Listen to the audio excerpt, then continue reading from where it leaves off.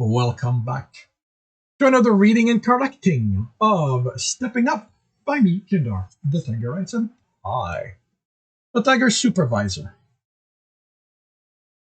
Today we are doing Chapter 88. Another fight against Noel. This one along a narrow passage that made it hard to keep out of each other's way. Some injuries Tibs healed were caused by his teammates. This cache's entrance was hidden behind a weave of light, earth, and corruption. Tibs carefully drew light from around him and manipulated that into the weave, causing the weave to expand and let them walk through the still visible wall as if it wasn't there. On the other side were more pedestals. One had an arrow, the next a knife, then a metal helmet, another book, and another amulet. Without knowing what the book contained, Kirno couldn't judge its value. And the amulet was much like every other one, which made the helmet the best value. Then they went through a handful of intersections and halls without incidents, then reached a door blocking their way. It looked to be made of dark wood set in a golden frame, but the essence making it was mostly light, with earth, corruption, and other essences he couldn't identify. The weave was tighter than that of the cache, and when he added light to it, nothing happened. He tried the same with earth and corruption, the same lack of a result. It had no handle or keyhole, and Tibs couldn't find any hidden latch that might open it. For decoration, it had 3 black shields, each with a different design. The one on the top was like a bird with its wings spread, but it had 4 legs with claws, and it didn't seem to have feathers. That's a dragon, Kirno said. I've seen painting of them in books.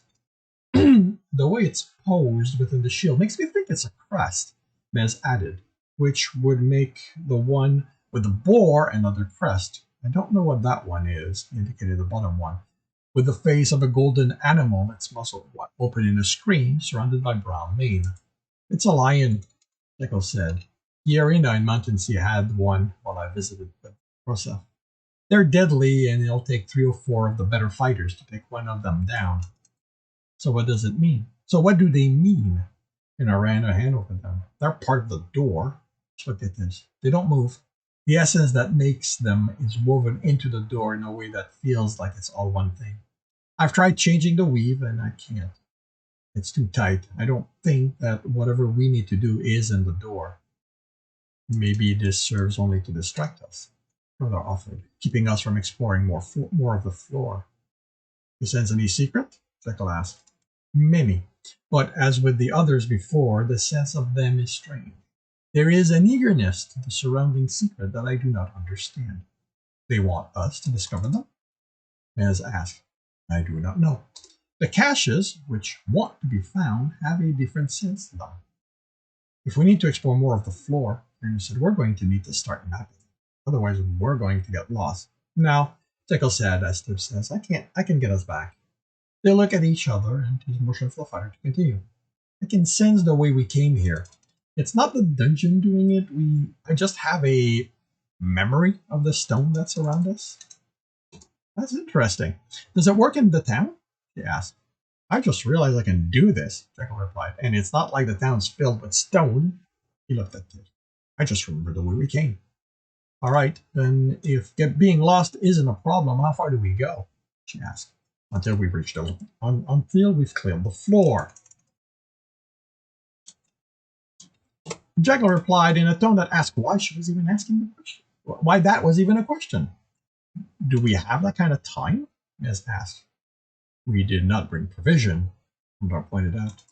And what happens if we're here so long they send in another team and we run into them? And I asked. She looked up. What happens if 2 teams are on the same floor? No idea, Stowe replied. I mean, there aren't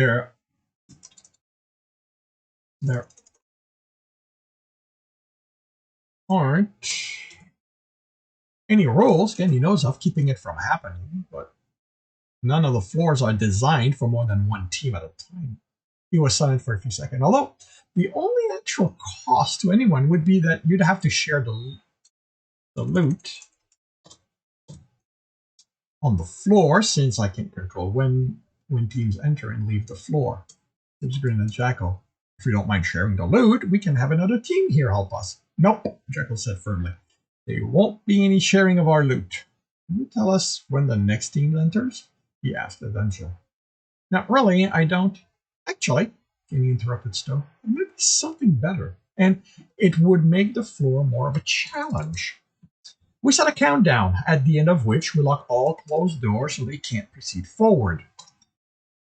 We can even make that countdown dependent on the delay between each team, since they've come in at the same rate. They have? Stowe asked. Yes, she replied, slightly exasperated. Maybe this is a way you can start paying attention to how people count time. Tibs, you and your teams have been here in for about half the time it takes for the next team to enter. How much time was that? You hadn't kept track. We have as much time as we've already been in before the next team enters. I don't know how long that is. I didn't keep track either. Jack said, me neither. That would be nice. Then we have been here for 2 hours, Endor said. The spacing of the team beyond Omega and Upsilon has been 4 hours. That sounds about right, Kira said. I've been using my amulet recharge rate to keep track. It's not a clock, but it's steady enough. It'll represent together. Then there's time for more loot. He headed back the way they came and took another branch at the intersection. Tibs ducked under the nose swing, and our staff passed over him, hitting the creature and sending it flying against the wall, where it cracked, then melted, leaving a silver crumbled or stone, leaving a silver piece to drop on the floor. Anyone know how we're doing for time?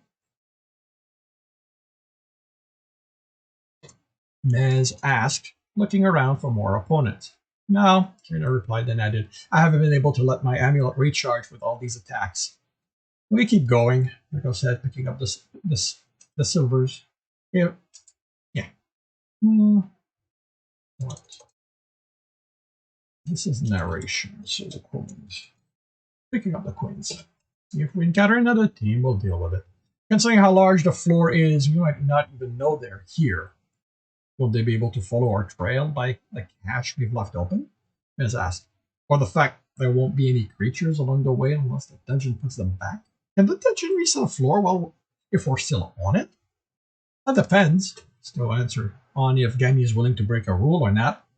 You only keep me from changing one room's worth of a floor. So I could reset everything else, but I'm not supposed to. Not that there's anyone here to keep us from doing it, right, Kenny? There is a reason for the rules, Kenny stated, but she didn't sound happy about it. They aren't sure, as Tibs told Mel, but something we need to keep in mind is that we're getting tired. We're going to have more and more problems in the fights.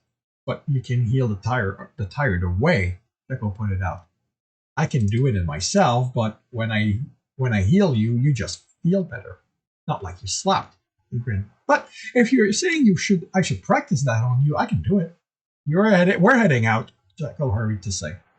I didn't think Jekyll could be scared of Tibs offering to help, as said. Marina smiled. You weren't there when Crusoe volunteered him for Tibs to practice his healing on after a rough pit match. Jekyll ended up healed, but by the look on his face during the long and imprecise process, it wasn't pleasant. And maybe I'll learn to stop fighting in the pits, Mez said. Tibs sighed. That's not the lesson you learned from that. I thought you'd left with a caravan, Tibs told Cross on seeing her at one of the merchants' booths in the clearing. Just because you're too busy looking at papers and counting numbers, she replied with a grin, doesn't mean the rest of us aren't there. Don't I remember a certain rogue telling me how horrible his friend was for forcing him to learn letters and numbers? Just letters, he replied. Dealing with the merchants forced me to learn numbers early, early, so they wouldn't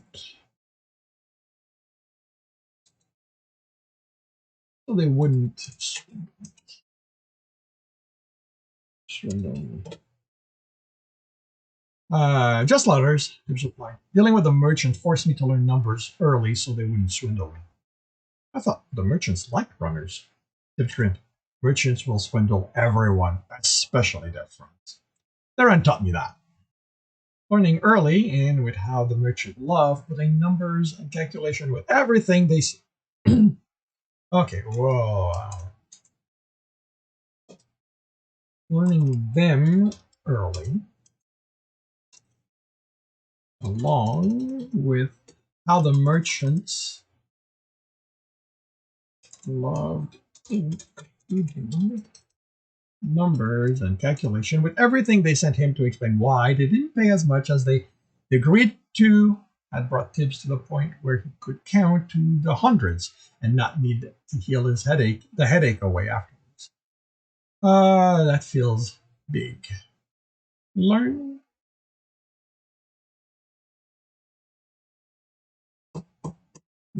them early.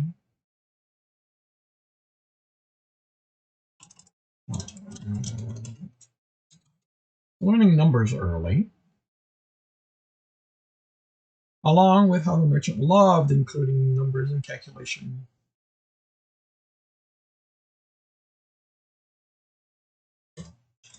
You know what? I don't have to do that. Along with how the merchants love including calculation with everything they sent him.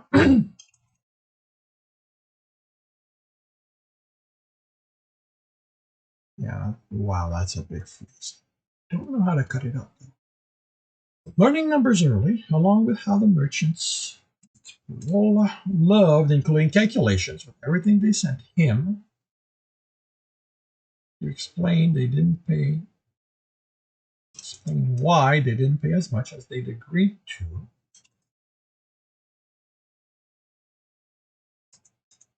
That feels a little very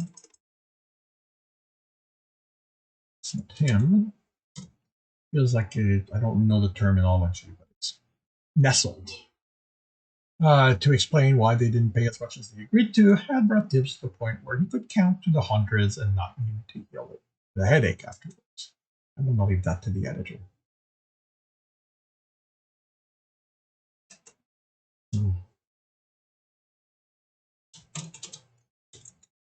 Also, had to make conversions of coins so often he could divide by 15 mostly in his head.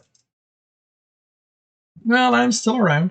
If you're looking to be rid of me, the next caravan will be here in a few days. It would be nearly 3 months since the end of the siege, and already most of the reminders of it were in Tib's memory. The one noticeable change was in how sections of the town were becoming more different as a result. The grounds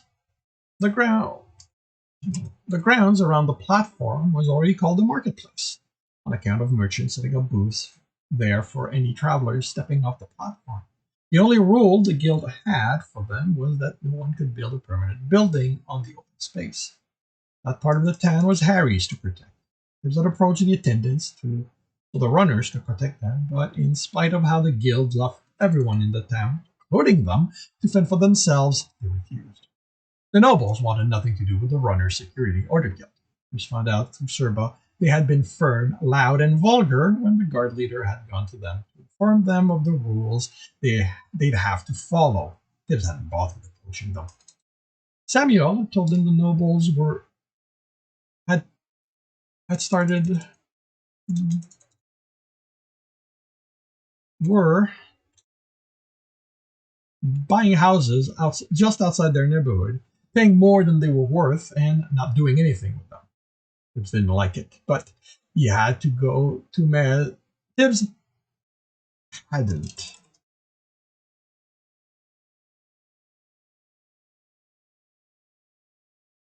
Oh. Ah. Okay, I need to change that because I am treating the next time I have him visit Amelia as the first time. Well, not the first time since the last time, so I'm gonna have to change it. Tibbs hadn't liked it, but he had to ask Mez for the answer.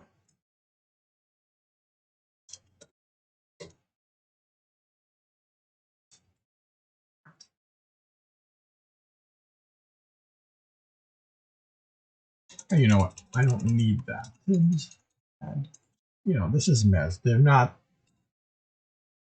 an answer. The nobles were setting up for building a wall around their neighborhood. Tibs didn't know how he felt about it, and left that to the guild to deal with. And Craggle Rock now had a street.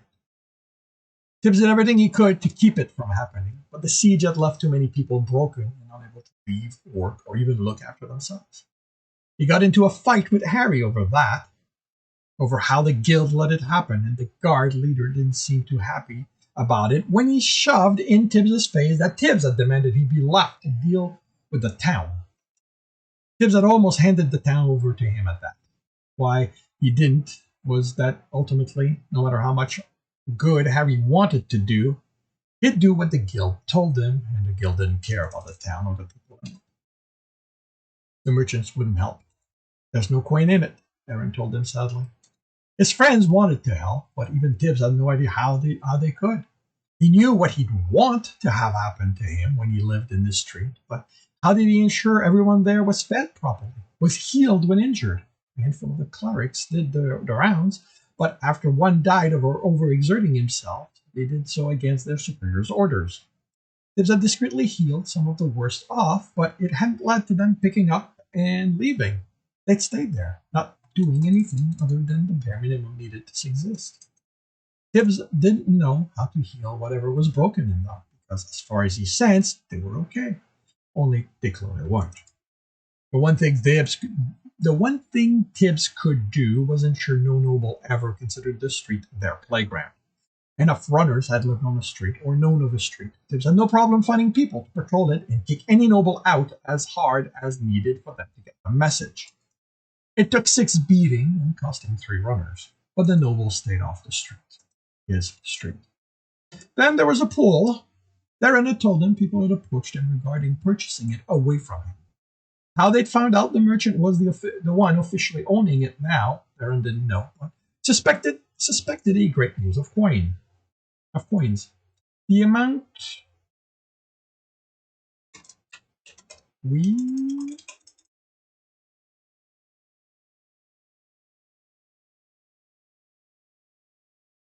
the amount of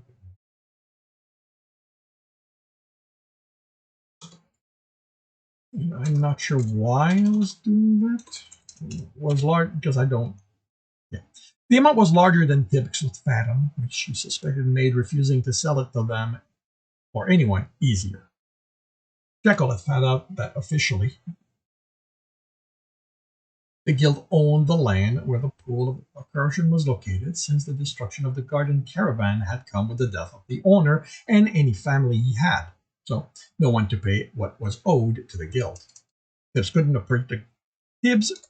approach the guild to buy it from them, no matter how few coins they'd want, as the corruption adventurer claimed. So he'd ask Darren to do it. When the merchant asked him why, Tibbs had lied. Tibbs lied. Tibbs lied well. Tibbs loved lying. Lying was such a simple way to weave and find secrets. And when he channeled darkness, Tibbs loved that secrets existed. He wanted there to be more. He wanted people to want to find out about them, search, and rejoice in the discovery. Discover that it led to yet more secrets to uncover. So Darren had investigated, and Tibbs had felt sick for lying to his friend. He handed Cross the sphere. It's the same thing as the cube. It's just memorizing how the pieces fit together. She took it, then made a show of patting his pouch. Not every puzzle's about patterns and locks. He looked around and considered what had been running through his mind. Sometimes they're about how people think. She nodded. The greatest puzzle of them all, society. Tibbs rubbed his temple and grumbled. That's one puzzle I don't want to work on. She patted his shoulder. Then you shouldn't have started running this town. He glared at her. He wasn't running it. He wanted to scream. The only thing he'd agreed to do was keep the people safe, but that was turning into so much more. Like the coming bazaar. Took place on Marketplace, so it was Harry's responsibility, and the guard leader was welcome to it. Tibs was still going to have to make sure some of the rogues runners kept an eye out for thieves and other kind of troublemakers, because any trouble Harry's guard missed would have repercussion on the town, even if it took place among the bazaar. Tibs so couldn't wait for his next run, so he wouldn't have to think about all this for a short time. So he wouldn't have done it for a while.